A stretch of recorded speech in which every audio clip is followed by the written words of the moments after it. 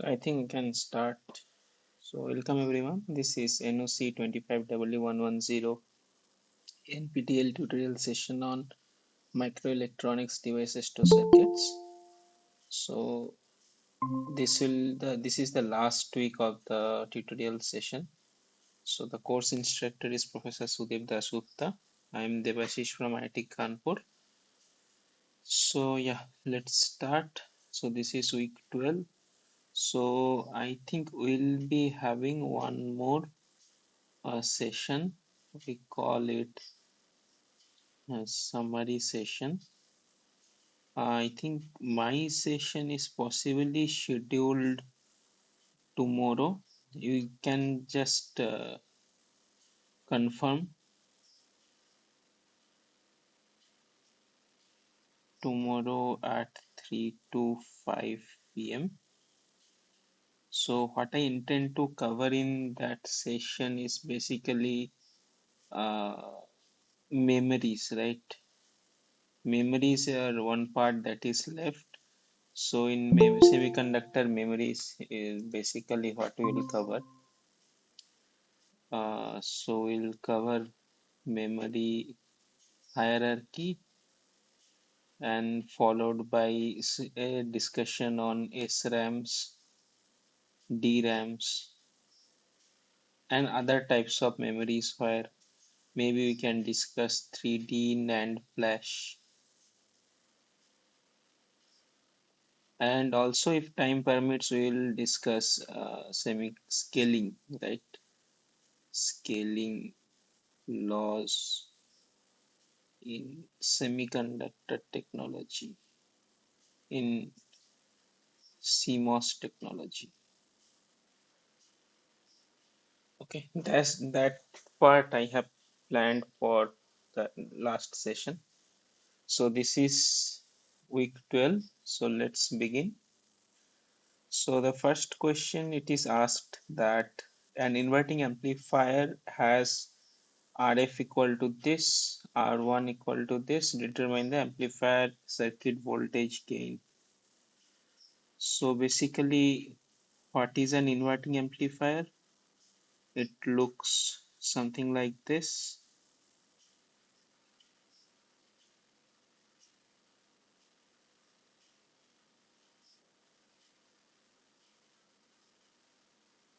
So this is your V out, this is your V in, this is your R1, and this is RF. So how to calculate the gain of this? Anyone?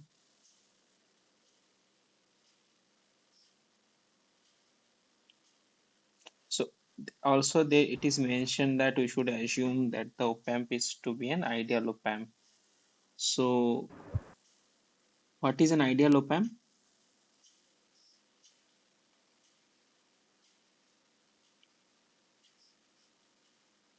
Or what, when do we call an op-amp ideal? What are the conditions it should meet? Input impedance is infinite, output Uh, impedance is okay, so input impedance, how many inputs are there in an op-amp? 2. So does both of them need to have infinite input impedance? Yes, So input impedance at both terminals needs to be infinity. By the way, if I have ever written this, this is wrong. Okay, you should always write tending to infinity. Never write equal to infinity. So this is a practice you should make. So what are the other conditions? 0 output impedance, Okay, so infinite open loop gain, zero output impedance, and why it should be zero? We have discussed in the very first lecture or very first tutorial session. to avoid the loading effect of the later stages. Yeah, but it is because loading effect avoidance, and it is a VCVS. If it is a VCCS, then the output impedance should be infinite, right? Because we want the output, the controlled voltage source to be ideal. And what is an ideal voltage source? When its series resistance, that is the output resistance, is zero, right? Similarly, if the output is a current source, then this zero output impedance condition will not hold. We will then consider infinite output impedance. We have discussed these things, right? So what if for a transconductance amplifier, what it should be, for a voltage amplifier, what it should be, right? So these things, these salient features you should remember. What are the other conditions? Open loop gain, that is A0 or A open, has to be infinity. So these are the conditions of an ideal op-amp. Okay. Now what else? How should we proceed to calculate this? What is the first assumption we make?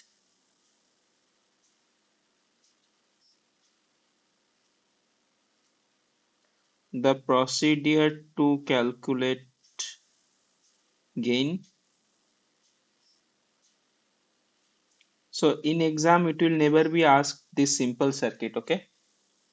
So it will be some kind of complicated op-amp in some kind of feedbacks,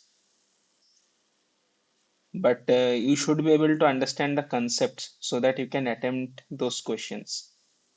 So can you tell me what is the starting point to get the gain? Applying KCL at the input side. Okay, let's start with that. So KCL we apply not at any side, we apply at any node, right? So we need to identify the node first. So Yes. let's say this is the node. So let's say the node voltage is Vx. Okay. So what is the KCL in that? V in minus Vx divided by R1, that is this current, is equal to this current, that is Vx minus V out divided by Rf, plus this current, that is, let's say I minus, I in minus. So from this, how we proceed? How do we proceed? You have mentioned that we should write KCL. Okay. Then I in minus is zero because input impedance is infinite. So no okay. current will flow through the op-amp. So from this condition, we will make this as zero. Fine. So the next step is that we invoke ideal op-amp condition of R in minus to be infinity. That means my I in minus is zero. And why it should be infinity?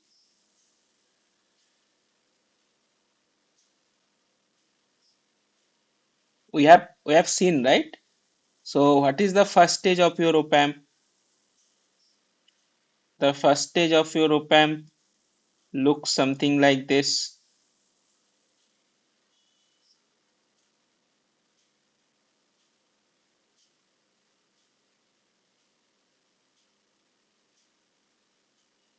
So this is your V plus, this is your V minus.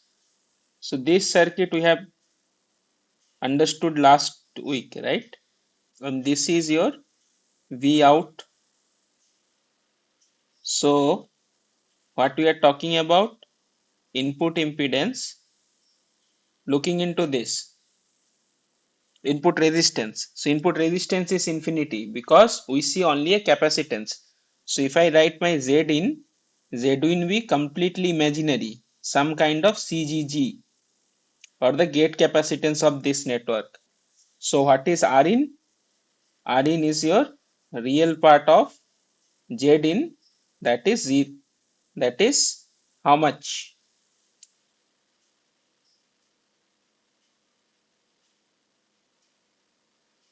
So this is your Y in admittance.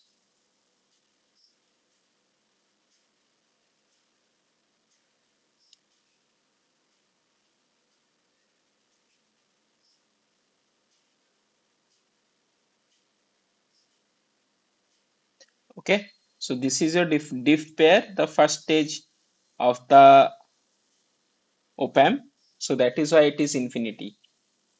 So okay, then my equation is boiling down to this: V in minus Vx by Vx by R1 equal to Vx minus V out divided by Rf. Then what?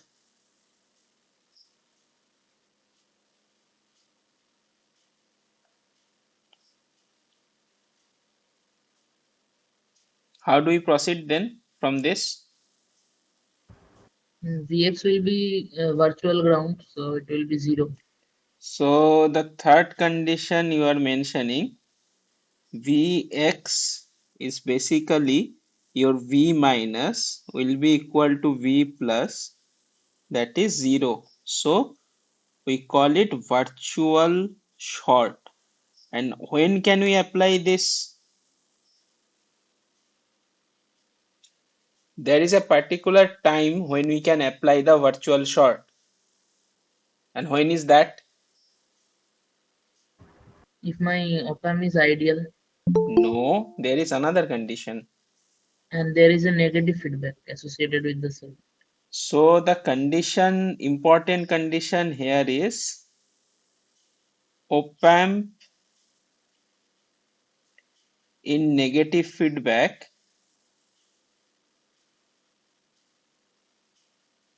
and the other condition is my A open tends to infinity. So this is your negative feedback loop. So this is your A open,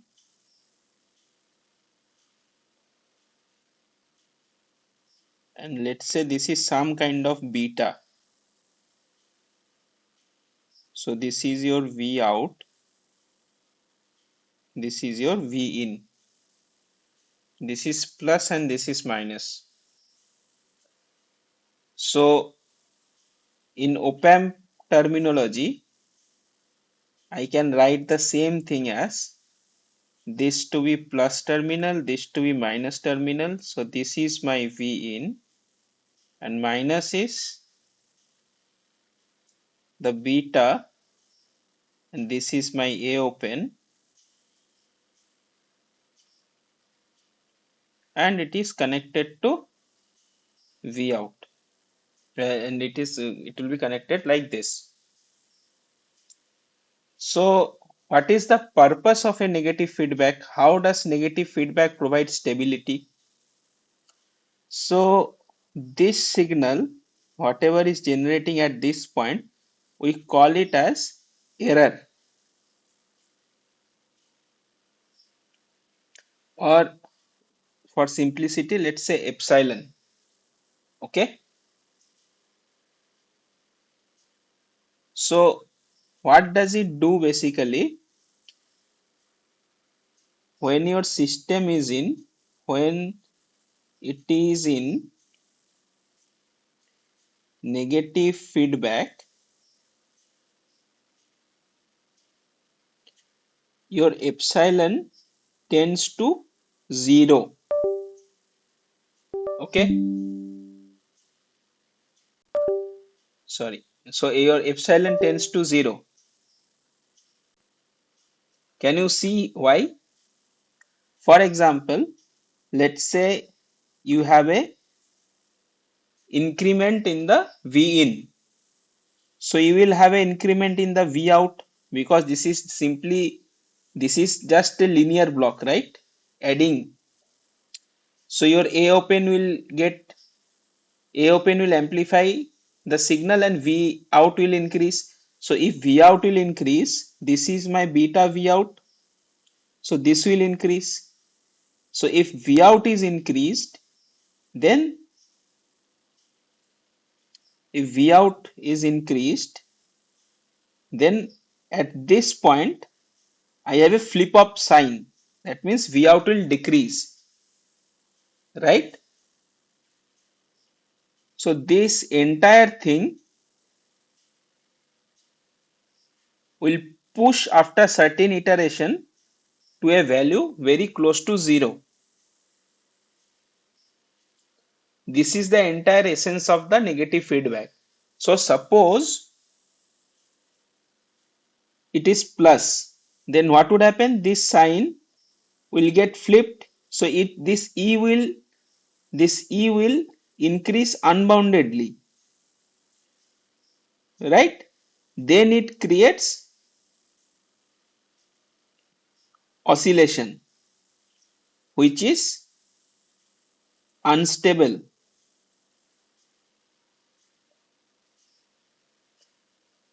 Okay. So now if your epsilon is zero in negative feedback, so what is epsilon in this case? Epsilon is your V in at this node minus this node, right? So this is, let's say, 0.1, this is 0.2.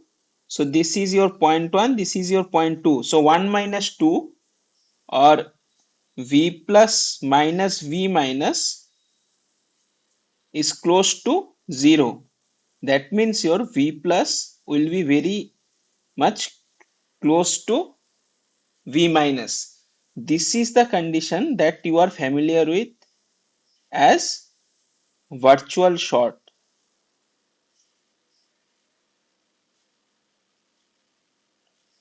So always remember, whenever you are considering some circuit and applying virtual short, first check whether your op-amp is in negative feedback.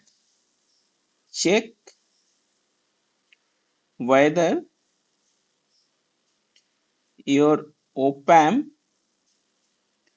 is in negative feedback. And why A open needs to be infinity? This is condition A. And why A open needs to be infinity? Any idea?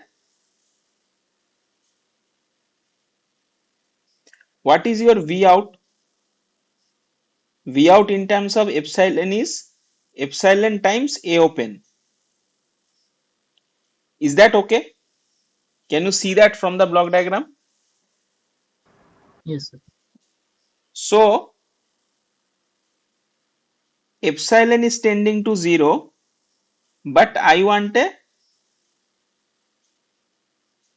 constant or non-zero output. So 0 times what will give you constant?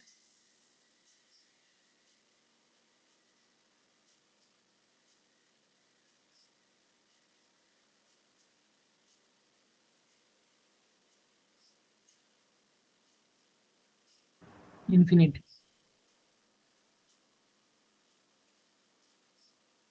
This will be infinity. So this is the reason your A open has to be infinity. So these are the two conditions you should have already mentioned in the question. Then only you can apply the concept of virtual short. Fine. So if virtual short is applied, then in step 4 I had V in minus Vx by R1 is equal to Vx minus V out by Rf. So Vx is equal to V minus equal to V plus equal to 0. So this is 0. This is 0. So I can directly write V out by V in to be minus Rf by R1. So your Rf is given as 100K and R1 is 10K. So minus 10 is the answer.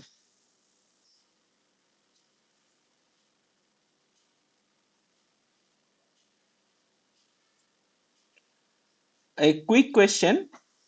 Is it always necessary that if your feedback means this path when connected to the negative terminal of the op-amp or the inverting terminal of the op-amp, then only it will be in negative feedback? Did you get the question?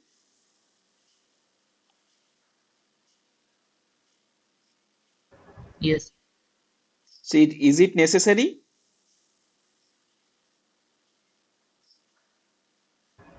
Not always. It will depend on the feedback network as well. How it will depend? Say if the network feedback network provides a negative gain, then it can also provide negative feedback. So basically, if this block provides something negative, then the system is not in a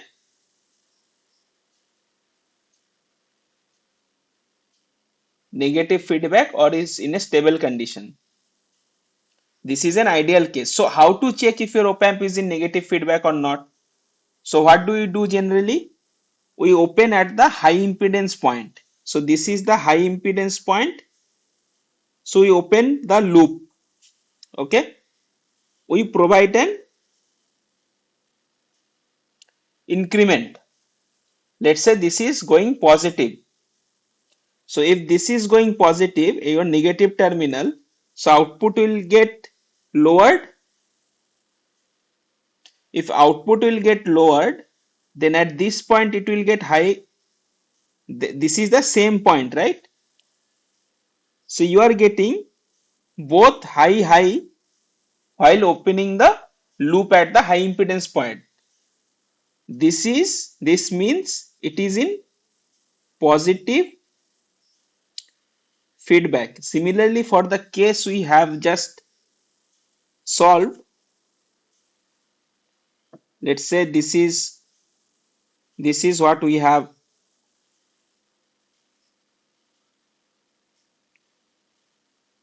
So this is R1, this is RF, this is V input, V output. So what we will do? We will do again the same thing. We'll open the loop here. So let us remove that. So I'll provide a excursion at this point. Output will be low. And why output will be low? Output will be low because your V out is equal to some gain times V plus minus V minus. So what we are doing? We are increasing this. So this entire quantity is decreasing and V out is decreasing. So if V out is decreasing, that means this node also potential will decrease. That means I have at the same node an increment, and with the negative feedback I get a decrement. So this will lead to stability. And by this convention, we can tell my op-amp is in negative feedback. And this is true for all circuits. Especially in this course, we will be mostly using it for op-amps. But whenever you need to check if your feedback is negative or positive, you just open the loop or break the loop and provide some increment. And that increment is qualitative. It does not mean you have to calculate it mathematically. From the sign of the gain, you can easily check whether the other node you have a increase in the other node you will have an increment or decrement. Okay, so you see that a simple inverting amplifier holds many facets to it, so you should understand each and every point. Okay, so let's move on.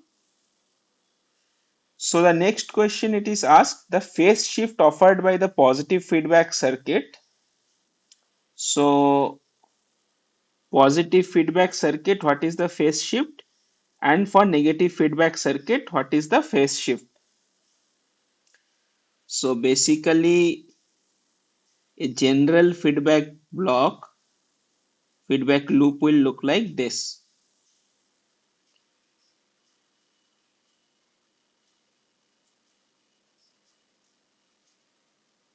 This is your V out, this is your V in,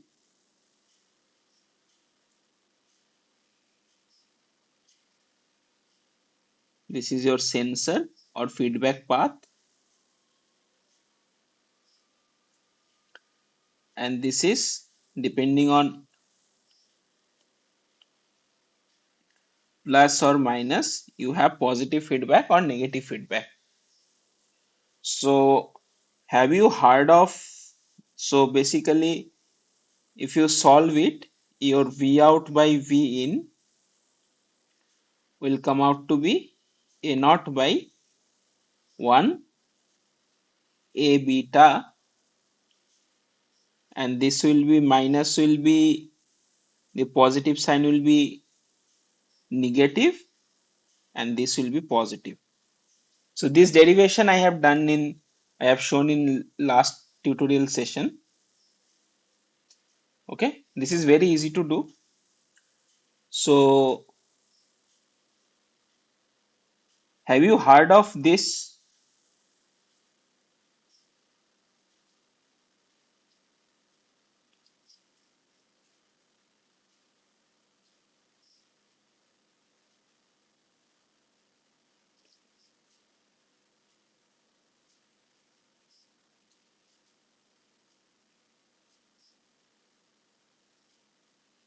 Have you heard of this? Barkhausen's principle of sustained oscillation. Anyone?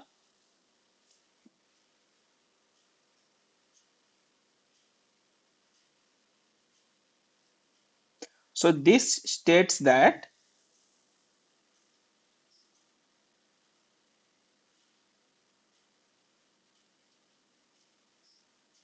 if this condition is met, then you will have a sustained oscillation.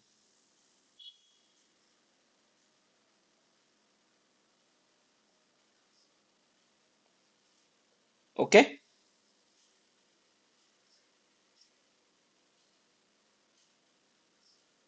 So how do you do it?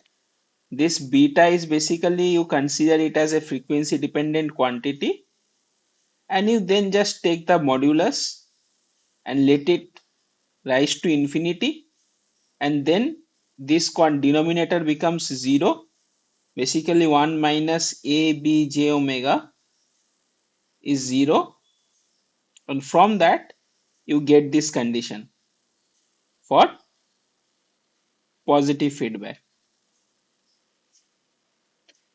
Okay, so this condition you should be familiar with. Another way to check, so basically if it is 2 pi n, then it is in positive feedback,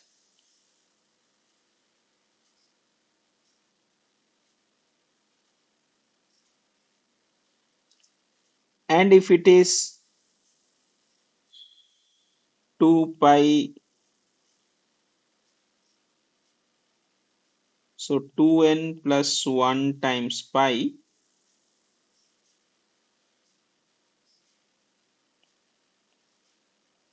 so this is negative feedback. This is not the principle, this is one of the corollary of the this Barkhausen's principle. Okay, another way to check is again the same thing, open at this point, the input impedance point of an amplifier will be the high resistive point, so we'll open at this, we give an excursion here, output will increase, this will increase. So if it is positive, I get this. If it is negative, I get this. So if there is a negative sign involved, so cos of cos inverse of minus 1 will give me a phase shift of pi, and cos inverse of 0 will give me a phase shift of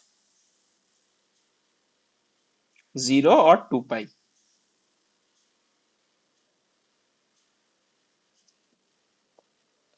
Okay, so positive feedback, you will have a phase shift of 0 or 360 degree, or maybe multiples of twice multiples. 2 pi means 360 or multiples of that. For example, your 720 will be an ideal option, and this will be the case of negative feedback. Is that okay?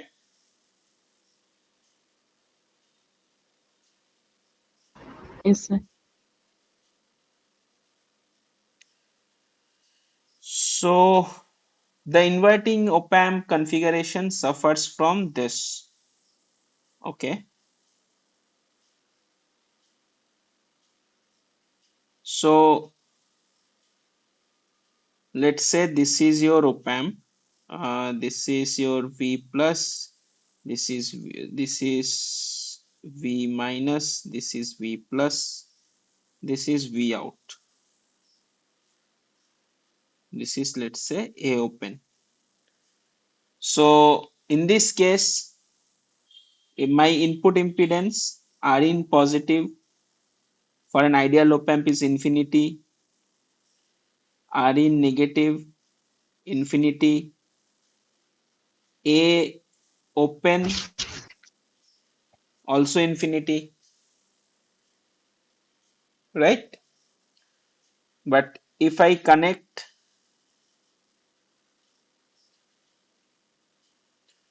just let me draw another.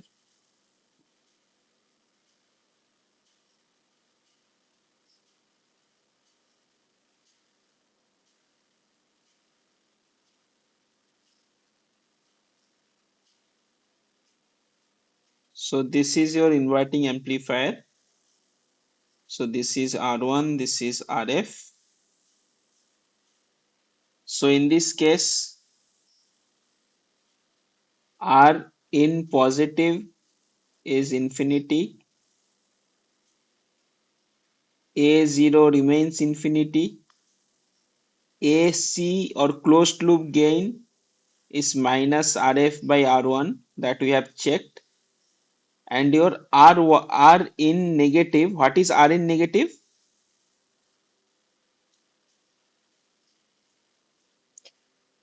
So this is ground, so this will be R1. ground, so this will be R1.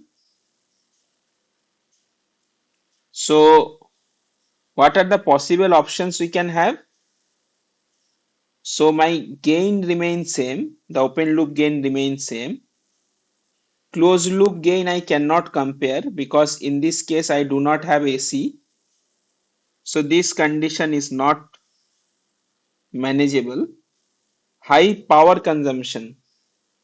So power consumption has nothing to do with this. For power consumption, you need to see the other parts of the op-amp. So what I would suggest that you look at IC 741, take just type it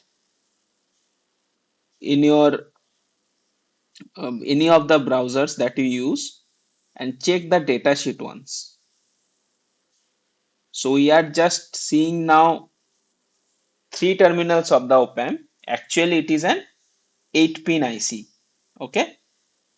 There will be, obviously there will be power supply, there will be ground, there will be something called offset null that you will learn in higher courses of analog IC design, and there will be other two terminals that determines the maximum and minimum power supply, or your VDD or VSS, that determines the swing of the output. Okay, and those determine the power consumption as well. For example, if I want to calculate OPAMP power consumption, I need to check how much current is flowing through the source. That time, this VDD, that time VDD will give me the power consumption. Okay, and what will be the current flowing? It will be this times I0, this current. Okay, so by changing it to a non-invert or inverting stage, I cannot directly comment on this. So about input impedance or I should say input resistance. So we see that input resistance drops for the inverting terminal because R1 will be obviously less than infinity. So this is a possible option. This is not true. Okay. So let's move on. Okay. So find the open circuit time constant and the short circuit time constant of the network shown in the figure below. Consider this. So how do we solve it? So what?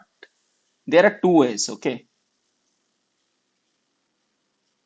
There are two methods.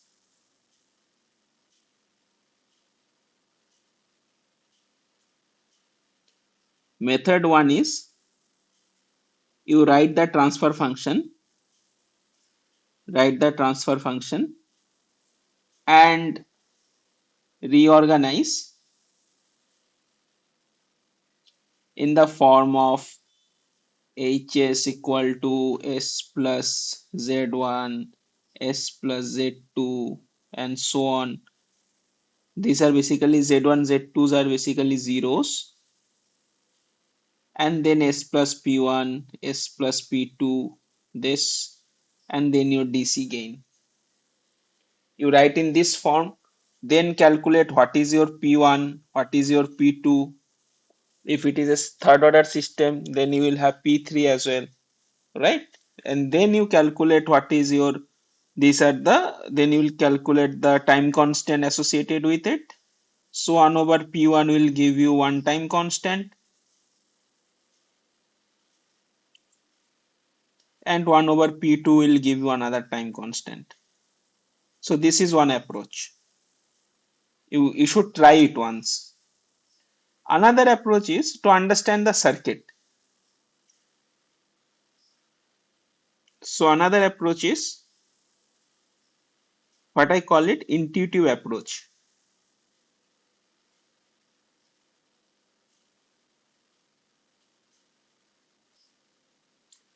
So in this way, we'll just feel the circuit, how it is and what it is. And then we'll try to calculate. We'll not mug up any formulas and anything. If we mug up any formulas, if I just change the resistance and capacitance connection by a simple one node or if I make the parallel to series and series to parallel, then the students will flatter. So it is better to understand it. So first thing, what is the order of the circuit?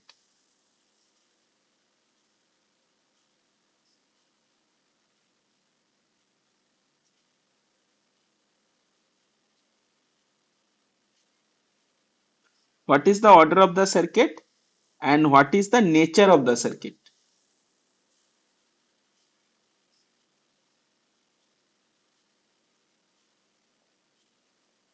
By looking at the circuit, can you comment on this too? Order of the circuit may be two because there is two capacitors. Possibly two. It can be one also, right? Yes, it can be. Possibly two or one. We do not know because we are not going to derive this. And what is the nature of the circuit? It is looking like a high pass filter. I have, did I tell you how to look at the circuit or how to get the feel of the circuit? What kind of response it will provide? Have I told you that? No. Okay, I have not, right? Okay. So basically, how will from which plot do you see whether your circuit is low pass or high pass? What is that plot called? Bode plot. Bode's magnitude plot, right? Yes.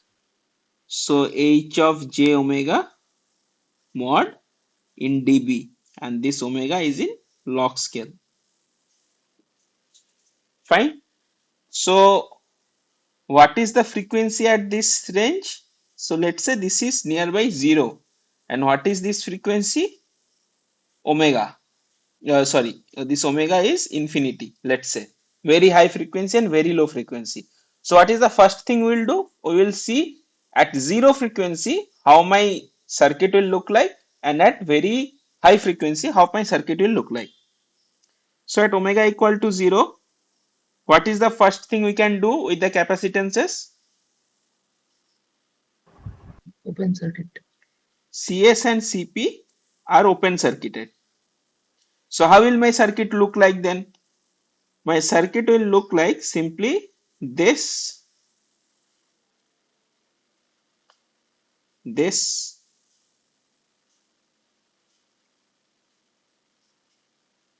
this, and this is my V out. So what is V out? Can you tell me?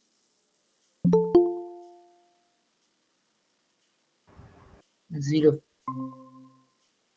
So all are able to see that V out is zero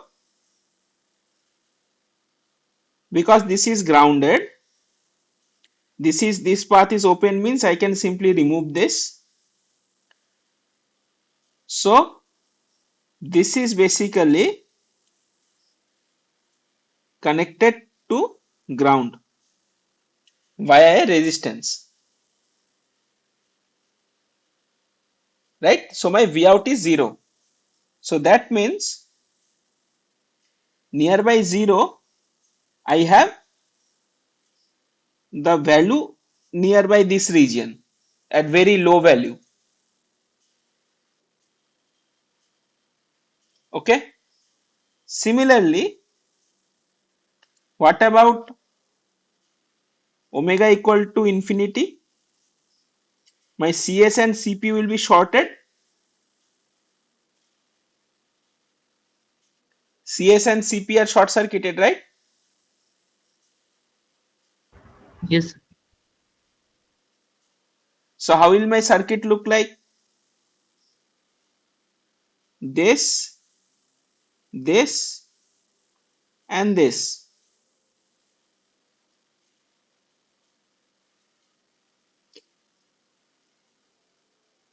So what is my V out now?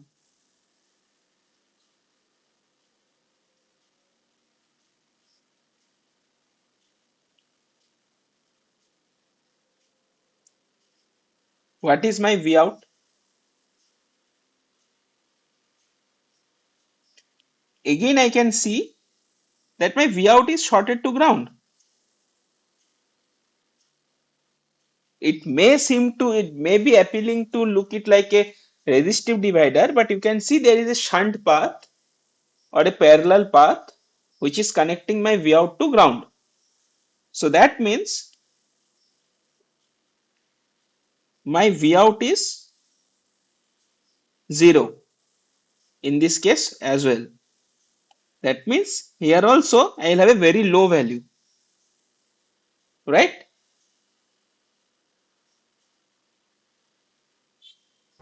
Yes, sir. So I can have a characteristic something like this, possible characteristics, which remains zero throughout, which is not true because there will be path when there will be frequency when your signal will be flowing from input to output. That is obvious by looking at the circuit. So another case would be, so this is not valid. Another case would be I can have something like this.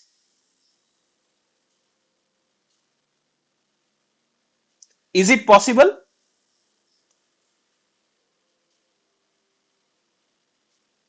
So remember these are zero values. So this should be negative values, right? So I cannot generate negative value out of anything, right? Negative voltage when my input is positive. I cannot generate negative gain in this case for that matter because I have only passive elements. So this is also not a viable option. So what am I left with? I am left with something like this.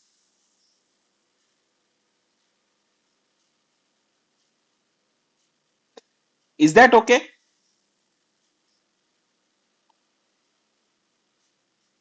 Is the logic okay? Yes. Yes, sir. So if my system looks like this, so what do I see? Immediately I identify that I have two poles. This is P1, this is P2.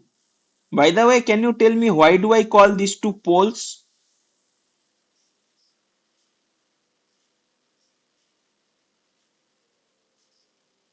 So what is the slope at this point? What is the slope?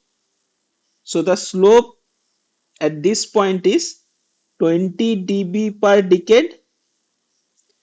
At this point it is 0 dB per decade, and at this it is minus 20 dB per decade. Is it clear by looking at the plot? Yes, sir. If that is clear, that means what are the observation I can make? I have a zero at zero frequency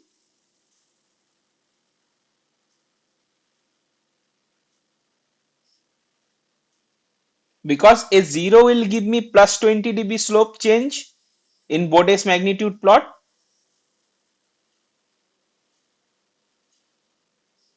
Then I have a change of minus 20 dB from 20 to 0. That means I have a change of minus 20 dB.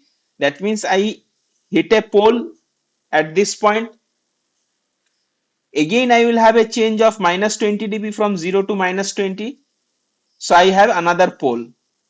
Is this much clear or you need any further clarification? That why 0 is giving you 20 dB per decade slope?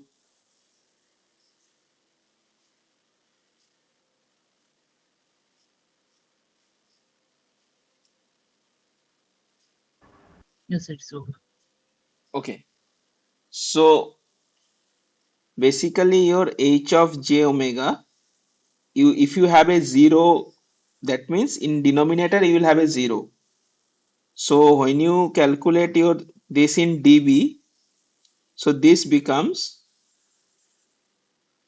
20 log of omega. So if log of omega is your y, is your x, this is your x log of omega, and this becomes y. So what is y equal to mx? Plus 20. Okay. Similarly, if you have a pole, then your h of j omega is 1 over j omega kind of scenario.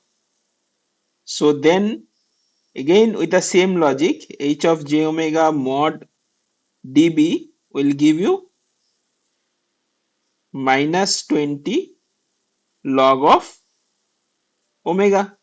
So you are plotting it, this is as x, this is as y. So your m is minus 20.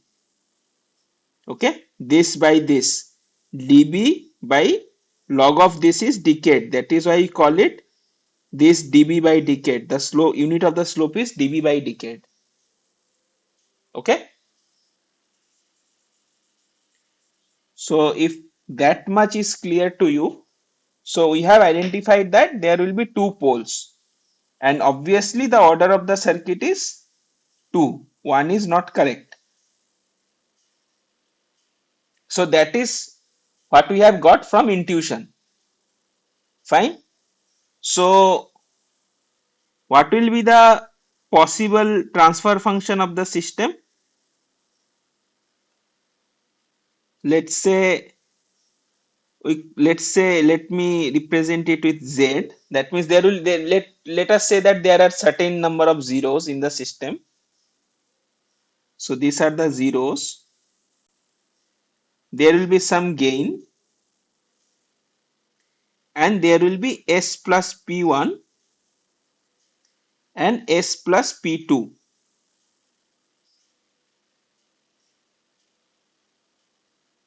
Okay. So this takes care of zeros. This is your gain, and these are the poles of the system. We are concerned about the poles of the system. So now, if I write J of H of j omega, I will have what? I will have j omega plus P1 and j omega plus P2. And let's say the entire A and Z S, I call it numerator of S. It does not matter to us, so I can call it anything. So this is P1, this is P2. Okay. If that much is clear to you, so let us consider a frequency around this region. Let's say at around this region we have a frequency omega 1.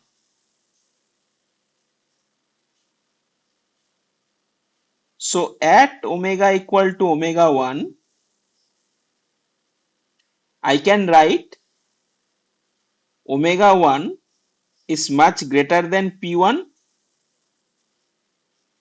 and omega 1 is much less than P2. Can I write that?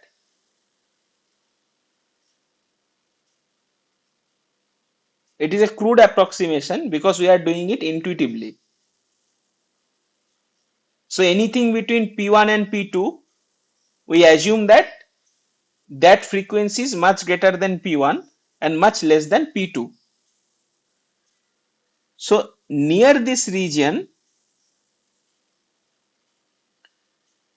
what will happen? My H of j omega at omega around omega 1 will be n of omega 1 divided by, so in this case my P2 will dominate, and in this case my j of omega will dominate. It becomes a first order system. Or from the plot you can see that this region will act as a low pass filter.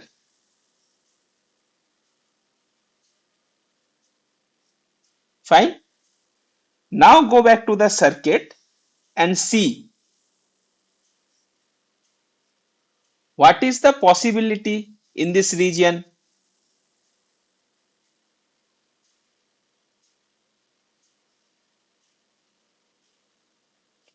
So I have one pole that is associated with CS times R equivalent, and another pole will be CP times some R equivalent to.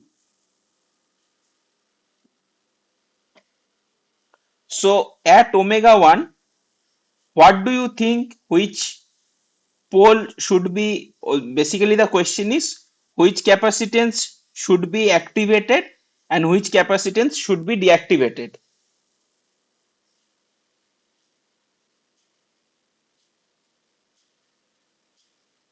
So one capacitance is associated with P1, another capacitance is associated with C2. Now we need to find out at omega 1 which of C1 and C2 can be made open.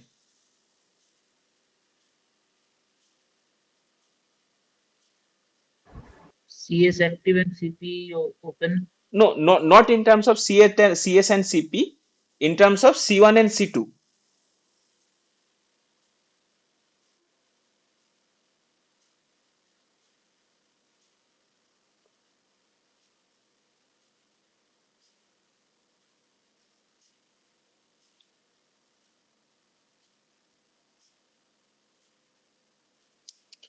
So for C2, what is omega 1? For C2, omega 1 is almost DC.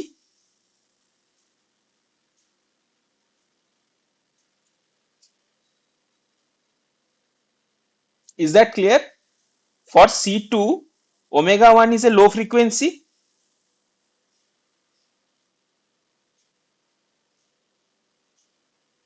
Yes, sir.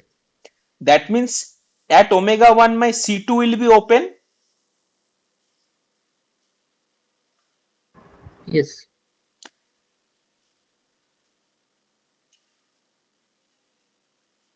So at omega 1 C2 will be open. Now you have two possibilities, CS or CP. So you have, let's make this open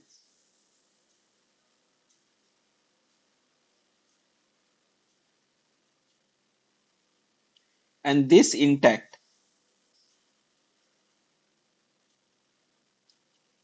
So this is your V out, this is your V in.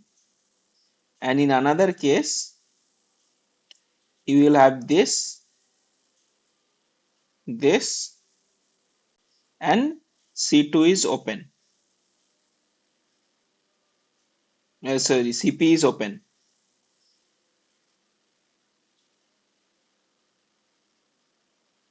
Option 1 and this is option 2. So at omega 1, what is more feasible?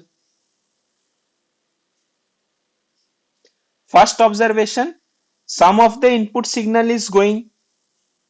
In this case, no input signal is going. So firstly, you can directly ignore this one.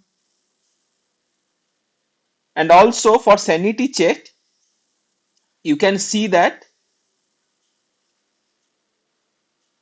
what is the nature of this circuit? Option 2,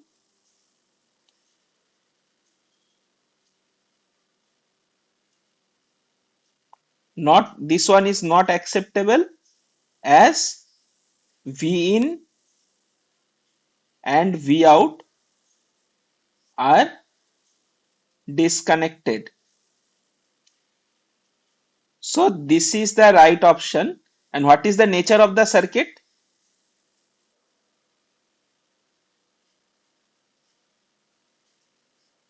What kind of filter is this? High pass filter. This is your high pass filter. And what is the response we are looking at around this? What is this yellow shaded response we are looking at? High pass filter. This is your high pass response, right? Yes. So obviously, from logical reasoning that we have developed, this will be my correct circuit. And this is the sanity check. So now at this frequency, I have a circuit something like this. This is your V in, this is your V out. This is CS, this is RS, this is RP. So can you quickly tell me what will be the pole? 1, 1 over CS times R equivalent. So we had 1 over C1 times R equivalent.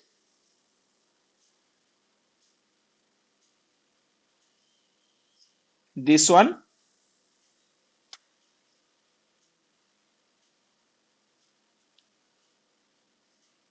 So this will be 1 over CS times R equivalent. So what is R equivalent here? RS plus RP. How can you say that? The way to do is look at this. The same way you calculate your Thevenin resistance, null the voltage source, Yes. and then check. So this becomes in series.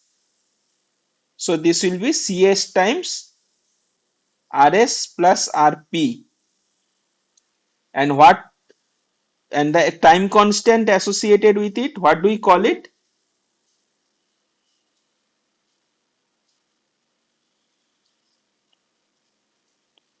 associated will be Cs times Rs plus Rp. What is the time constant? We call it as Tau. tau of what? Is it open circuit time constant or short circuit time constant?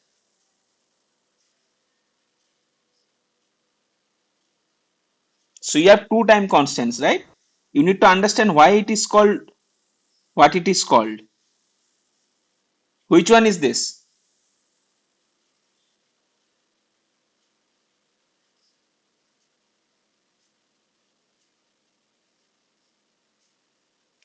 This is called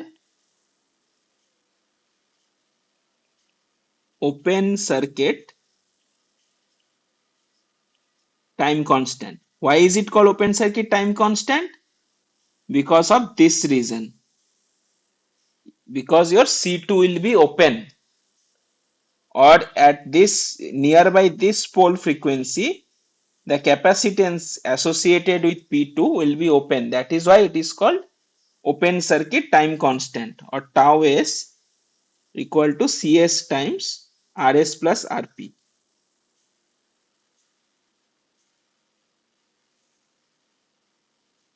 Okay. And what about around this region? Let's say I have a frequency around this region, omega 2. So at omega 2, so at omega nearby omega 2, what is the status of C1 and what is the status of C2? So I see that, so P2 is greater than P1. That we have seen, right? P2 is located at right side of P1. So your omega 2 is greater than P2. So obviously omega 2 will be much greater than P1. So for C1 that is associated with P1, omega 2 appears to be a very high frequency. Is that clear? Yes, sir. So that means my C1 will be at very high frequency. What should my C1 be? Short, short circuit. It will be short circuited. This C1 is basically my CS. So my circuit now becomes this. This is short circuited. Then this and this all are at omega nearby omega 2 or nearby your pole to frequency. And this will be my CP, RP, RS, and this is V in, this is V out. So one thing, the time constant associated with it is called short circuit time constant. The reason is obvious. And what will be that time constant? Tau p will be 1 over P2, and that is Cp times R equivalent to, what is R equivalent to here? RS parallel RP. So Cp times Rs parallel Rp. And what is the, for sanity check, what is the type of circuit? This one. What is the type of filter? Low pass. This is a LPF. So if you see around this P2, you have a LP response.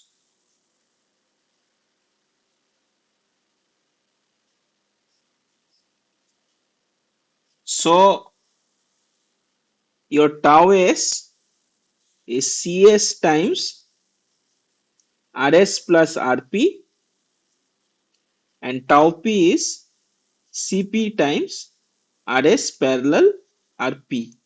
So if you calculate, this one will come out to be the value. Have you understood the concept now? Why it is called Yes. open circuit time constant? Why is it called short circuit time constant? So if you solve it using this approach, you can also do that, but that is more mathematically rigorous and it may not appeal to you the intuitive feeling that you are getting from the this method too. Okay, but I would suggest that you try at least once the method one also. Okay, so if that is true, then okay, again the same thing, same circuit, what they have asked us to calculate the bandwidth. So what is the bandwidth of a band pass filter?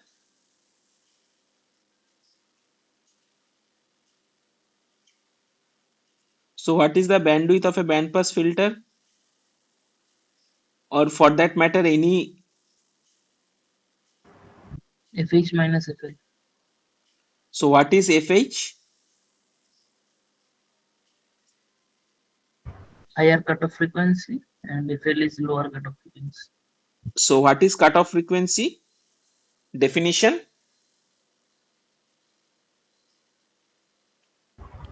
Pole So positions. so basically, if this is your plus 20 dB, this is your minus 20 dB,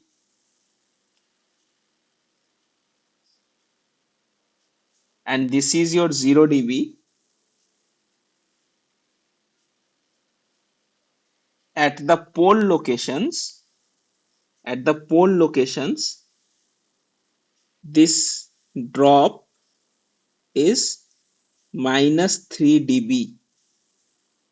Similarly, at this location, this drop is minus 3 dB from the mid-band value, mid-band gain. This part is called mid-band gain or your DC gain. In case of low pass filter, it is called DC gain, mid-band gain. Okay, so this much is the 3 dB bandwidth or bandwidth.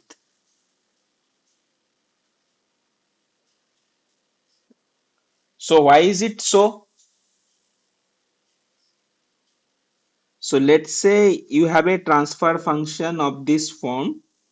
Let's say it is 1 plus, let's say you have a low pass filter and the transfer function is of the form 1 plus SCR.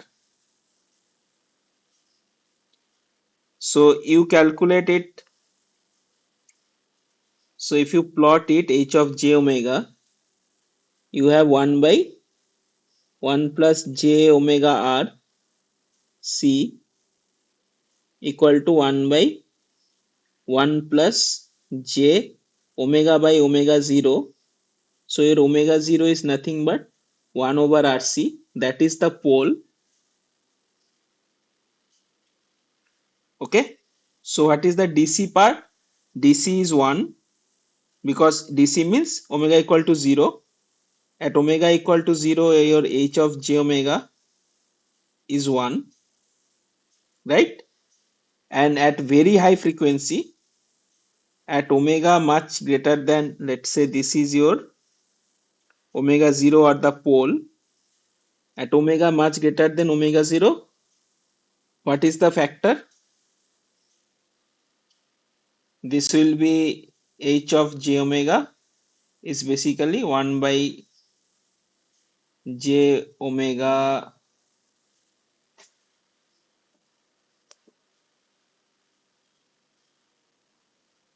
by omega 0,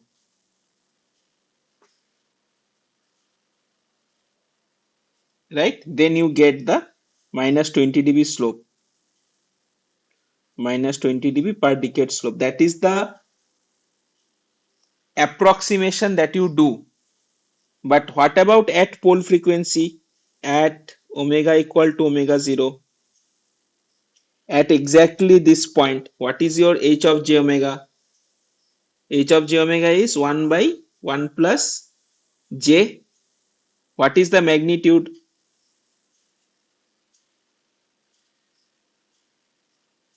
1 by root 2. Is that clear? And Yes, sir. what is 1 by root 2 in dB? Minus 20 log root 2. If you calculate, it comes out to be minus 3 dB. So the amplitude of the voltage is 1 by root 2. The power is 1 by 2. So minus 3 dB drop is equal to 50% of the power drop, or 50% drop of the power. Okay. So basically what it means, that why we are concerned about minus 3 dB point. So you want low pass filter, right? What do you mean by low pass filter? Your lower frequencies should be passed and your higher frequencies should be curtailed. But what is that sweet spot? So your actual plot will be something like this. So till this frequency, or in this region, you have a drop of 50% of the power. That much you can tolerate. For example, you want 1 watt of power to flow at low frequency. So if you are not too much picky, you can tell that okay, down to 0.5 watt I can accept. That much frequency I can accept. Beyond that, I cannot accept zero point 0.4 watt of power. You see the point? So bandwidth gives you a range of frequency in which your desired output, you can get the desired output. So similarly, in case of band pass filter, what do you need? You need a region where you can get the desired power, desired output, or desired power, or desired gain for that matter. Beyond that, you cannot accept, because at this point, because what color should I use? So beyond this point, your power is less than 50% of that is desired. Beyond this point, your power is less than 50% of that you are desiring. So that is unacceptable to you. So that is why this FL and FH are basically your pole frequencies. This is nothing but P2, this is nothing but corresponding to P1. And this is why you call it corner frequency, sometimes you call it a pole frequency, sometimes you call it, FH, cutoff frequencies, right? 3 dB cutoff frequencies. So this is what your 3 dB bandwidth is. So similarly, you can simply calculate this as, you know your P1, you know your P2 from last problem. You just calculate and minus it. Basically, it will be 1 over your time constant minus 1 over another time constant. So this will be your F3 dB, or 3 dB bandwidth. And this will come out to be 1 over 14 minus 1 over 5.71 gigahertz. So I should write 5.71 here and 14 here. So you will get around your 16 megahertz. Okay. You see the idea behind why we use 3 dB bandwidth and why the pole frequencies are important. So remember what when there are two ways to do the Bode plot. One is the ideal approximation, that is to get the intuitive feeling. That is what we have done in these cases. Basically, we are making this higher order system to piecewise first order systems to understand the things very clearly. And then when you are done with that, you always remember that at pole frequency you have a 3 dB drop, and you always should draw this near practical Bode plot. So I do not know if you have if Professor Sudev has covered the phase diagrams of Bode plots, but that will be also in the similar line. If you understand in your Bode magnitude plot, it is in dB scale, and in your that is in your phase plots are in tan inverse scale, or what do you say, radian scale, the y-axis. Okay, so this is how you calculate. Okay, so that is okay, that is done. So identify the following circuit topology. It is an OPAMP, for that matter, OPAMP circuit. So how do you proceed to understand this kind of circuits?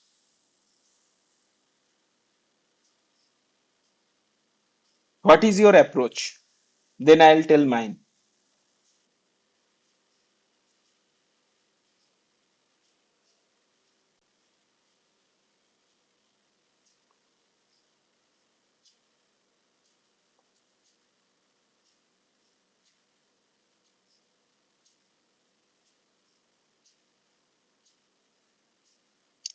So first thing is that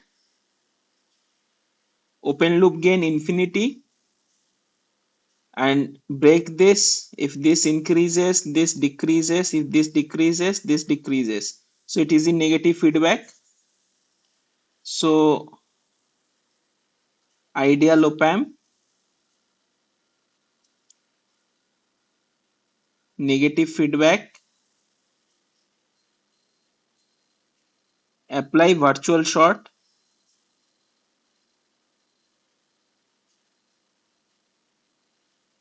So this will be virtually grounded.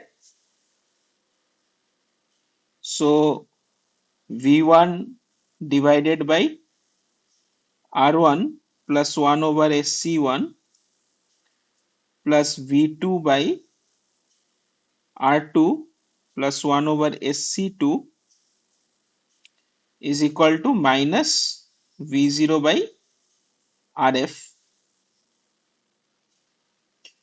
So I have what? I have SC1 by 1 plus SC1 R1 times V1 plus SC2 divided by 1 plus SC2 R2 times V2 is equal to minus V0 by RF. So what is this? How can you tell?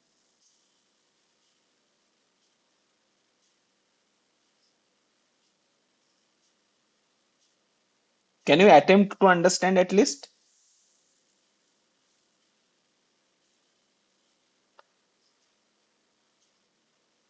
So the way to do it is, yeah, SC1 V1 in frequency domain gives differentiation in time domain. but what about the So bottom part? How can you neglect the bottom part? So in your understanding, see, first observation is it is a summer, right? The voltage are weighted and then getting summed. So it has to be between this option or this option. So summing is obvious. Now about the frequency part. So what Ankit is suggesting, Let us ignore this, right? So that is what you have mentioned, right? SC1 V1 and Yes. SC2 V2. Yes. So that means I am pushing R1 to 0, R2 to 0. So this is an approximation. So why should I make this approximation? You have to justify that also, right?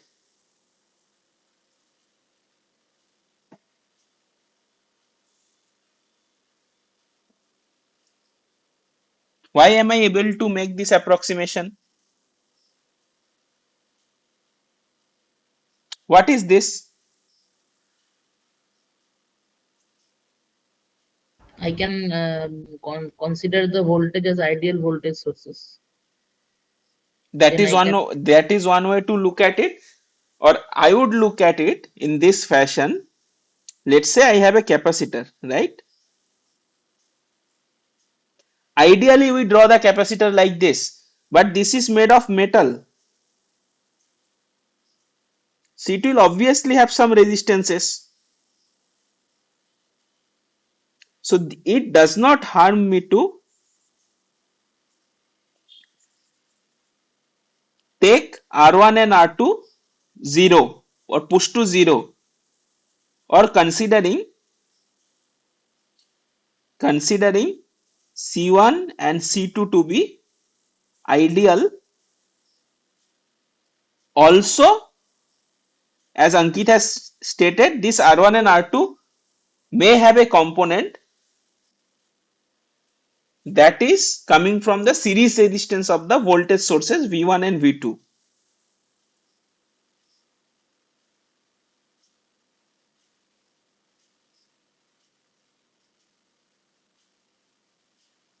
Okay, so this approximation I can make. So now what will I be left with? SC1 V1 plus SC2 V2 is equal to minus V0 by RF. So what is this?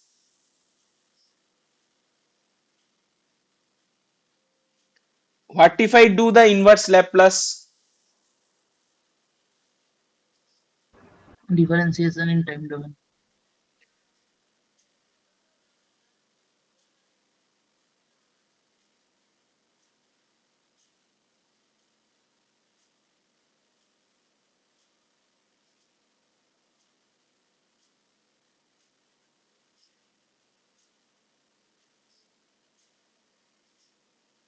So it will be something like this.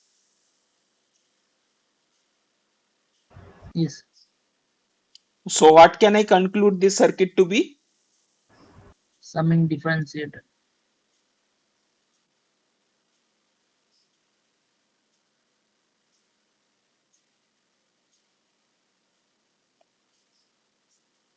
Okay.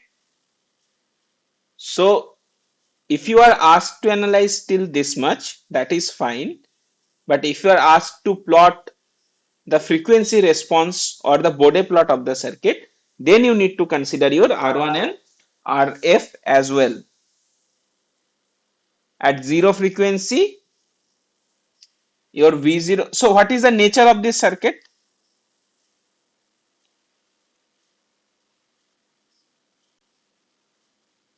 So at omega equal to 0, what will my C1 and C2 be?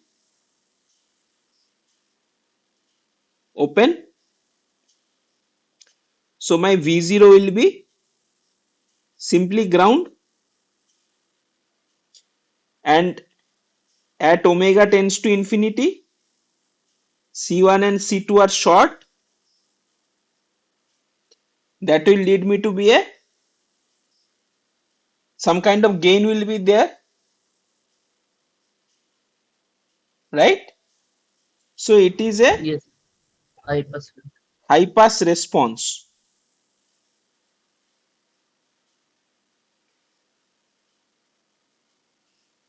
And always remember, gain you need to consider between any of the one input, right? There will be two types of gain because there are two inputs. Okay, so that is, so at zero corner frequency integrator behaves as, so what is an integrator? 1 by s, let's some constant by s. This is an integrator, right?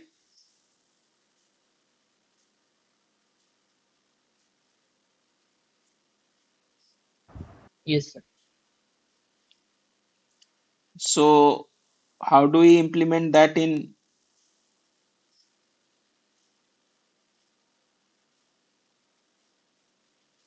is this an integrator?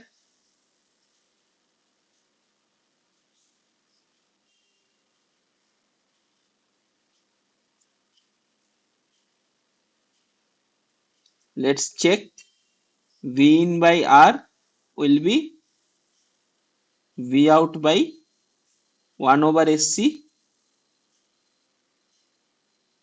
So V out by V in, or V out will be minus 1 over SCR times V in. So this is obviously an integrator.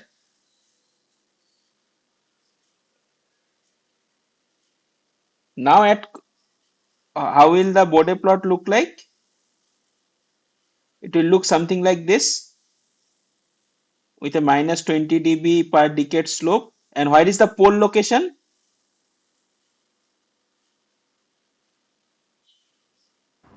Zero. So pole is at S equal to 0. So now if I have a response something like this, so at the corner frequency, I am just pushing the corner frequency to a non-zero value for you to have a better understanding. So what is the nature of this? Low pass filter. A low pass filter. So around corner frequency, the integrator behaves as a low pass filter. Now, if I want to implement this rate curve, what can I do in this circuit? I will simply add a resistance. Let's say R1. So at omega equal to 0, C is open. So my V out by V in is minus R1 by R. I will have some value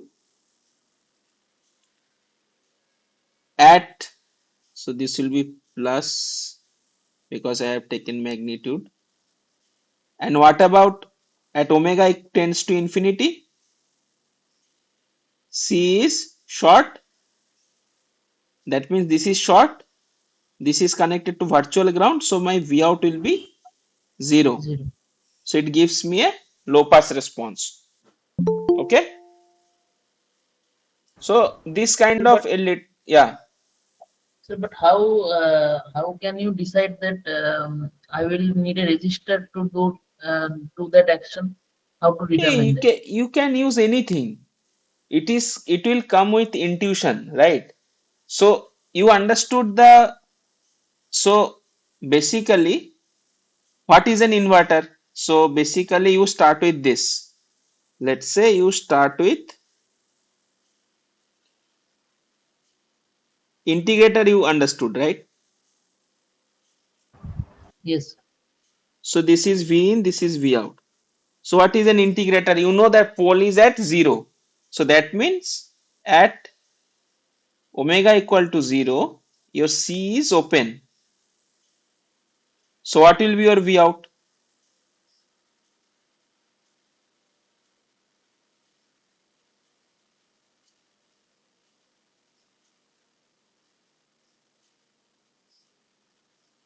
V out is a high impedance node.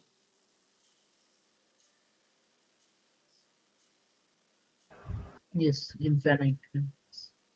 And at omega equal to infinity, you see that V out is equal to 0 in Zero. this case as well. Yes. So you want it goes from high impedance to a lower impedance node. So what you do? You connect something which will be a low impedance at zero frequency or low frequency. You can connect a resistance. I would connect an inductor as well, right? Yes, sir. Yes. Can an inductor be connected? In practical, IC cannot be, but Not I see. What is inductor impedance? yes, at DC level it provides short circuit, so we can connect So at short circuit, what will omega equal to zero? What will you have? V out. If it is short circuit, V out will be. zero. So is it a low pass filter? No. Exactly. So you cannot connect an inductor, right? Yes, sir. So you see the point. Yes, sir. Yes. Whenever you connect an inductor, it becomes what? It becomes a tank circuit. So your it introduces an zero, so it behaves like this. An LC Because oscillator and is also yeah, exactly. And what is your this L if you have an LLC, what is the order of the circuit? 2. Two, right? So you need to have at least two poles. Yes. So you see that the bending of this, it will have two poles. Yes, So sir. this is your only cap. This is your cap parallel resistance. This is your cap parallel inductor. Okay. So you start playing with the op-amp in feedback path, you will get a knack of it. That what to be connected, what is not to be connected, right? So Yes. most of the circuit analysis, remember, has nothing to do with formula. It is all about intuition. How you understand, how better you understand your signal systems, the better you understand your signal systems course and control system courses, the better circuit designer or IC designer you will become. As simple as that.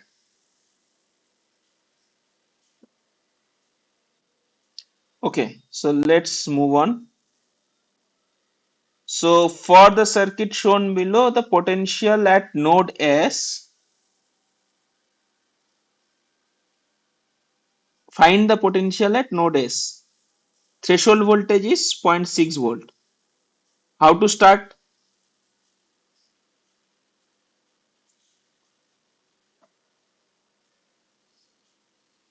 Draw VGS, calculate the VGS of the first transistor.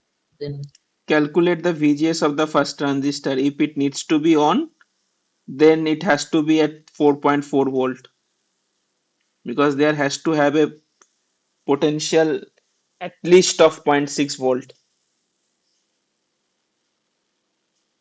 Then, so basically this is 5, this is 5, 5, 5, 5,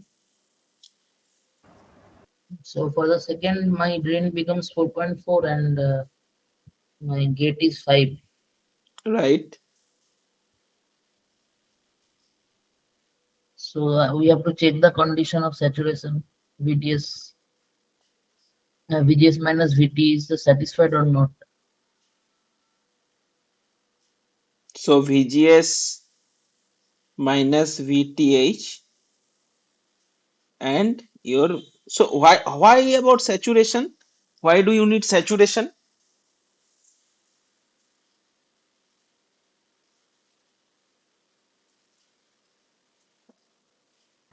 No, saturation is not needed, I guess. So you need to have the transistor just to sustain the voltages, right? So the question is, what should be your these values? What should be this? What should be this? And what should be this?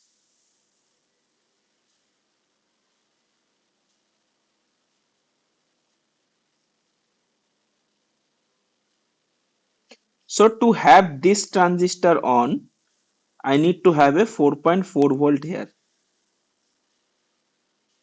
That will keep my transistor on, right? Similarly, to keep this transistor on, I need a voltage of 0.6 volt between drain to source. So I need a 4.4 volt here. Similarly, at this point, I need a voltage of 4.4 volt. There is nowhere mentioned that there should be some current flowing through the transistor. I just need to have the transistor on.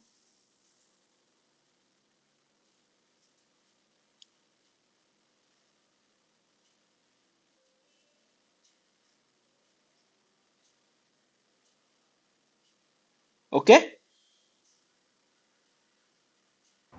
Yes, sir.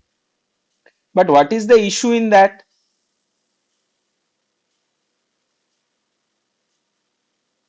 See, these all transistors are in series.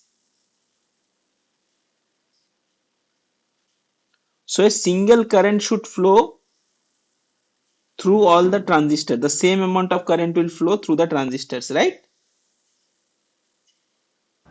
Yes. So this current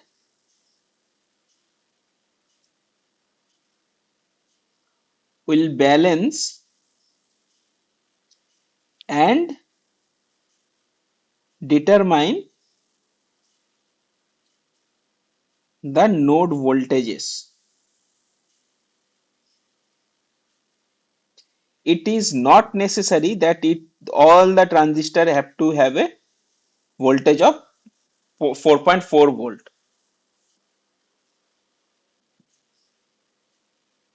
But as this source is open,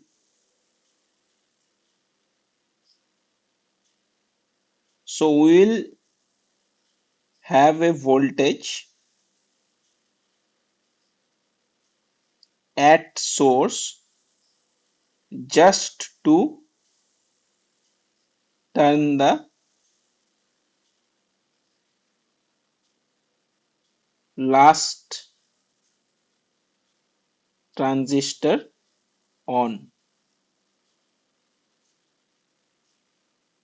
That means your potential at S will be 4.4 volt. Okay, so if that is done, what about this? This is again similar problem 5, 5, 5, 5, and this is 5. So to have this sustained, you should have a drop of 0.6 volt. So my potential at P becomes 4.4 volt. Another drop it should sustain. So it becomes 3.8 volt. Another drop of 0.6 volt. This becomes 3.2 volt. Another drop it should sustain. So it becomes 2.6 volt.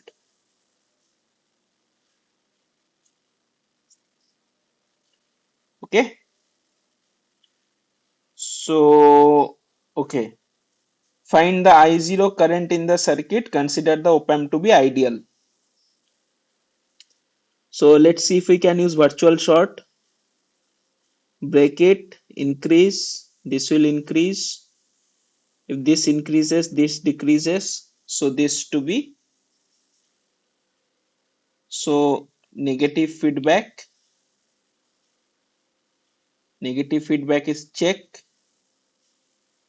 Ideal op-amp is checked. So we can use virtual short. So that means this is grounded. So what are the current flowing through this? So 1.5 divided by 20 is 0.075 milliampere. Then 2 divided by 10, 0.2 milliampere. And in the bottom part, 0.2 milliampere. So what is the current flowing in this branch? It is 0.475 milliampere. So no current is flowing through this. So entire current will flow through this. So the current flowing through this is 0.475 milliampere. What is the voltage V0? So V0 will be 0 minus V0 by 8 kilo ohm is my 0.475 milliampere. So V0 will be 0.475 times 8 minus 3.8 volt. So this is minus 3.8 volt. So what is the current flowing through this? It will be 3.8 divided by 4. So 0.95 milliampere. This is floating, so no current flowing through this. So I need to find out I0. So I0 plus 0.475 milliampere plus 0.95 milliampere has to be 0. KCL at this node. So I0 should be plus 0.4475. So 0.95 plus 0.475 is equal to minus 1.14, 1.425 milliampere. So basically this current is flowing inside I naught. Okay. I think that is all I have for today. If you do not have any question, you can end the session here.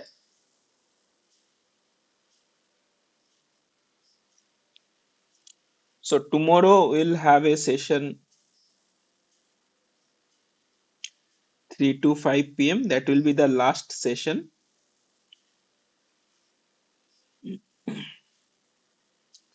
We'll start with some basic problems and mostly we'll cover memory.